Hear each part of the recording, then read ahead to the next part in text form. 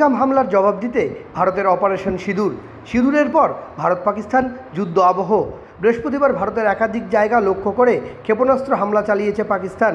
জম্মু কাশ্মীর থেকে শুরু করে পাঞ্জাব, রাজস্থানে হামলা চালানোর চেষ্টা করা হচ্ছে পাকিস্তানের তরফ থেকে, যদিও তা বরাবরই প্রতিহত করেছে ভারতীয় সেনা। পাল্টা হিসেবে পাকিস্তানের 7 শহরে হামলা চালিয়েছে ভারত। তালিকায় ইসলামাবাদ, করাচির মতো শহরের নাম। পাকিস্তানকে আর ছাড় নয়। ভারতের প্রত্যাঘাতে ভয়ে কাঁপছে পাকিস্তান। এরই মধ্যে বাংকারে আশ্রয় নিয়েছেন পাক প্রধানমন্ত্রী। সূত্রের খবর, পাক সেনাকর্তারা ইতিমধ্যেই দেশ ছেড়ে পালাচ্ছেন বিদেশে। সীমান্তেও লাগাতার গোলাবর্ষণ করছে পাকিস্তান। জম্মু কাশ্মীর থেকে শুরু করে পাঞ্জাব, রাজস্থানে ক্ষেপণাস্ত্র হামলা চালিয়েছে পাকিস্তান। পাকিস্তানকে যোগ্য জবাব দিচ্ছে ভারত। ধ্বংস করা হয়েছে পাকিস্তানি ড্রোন।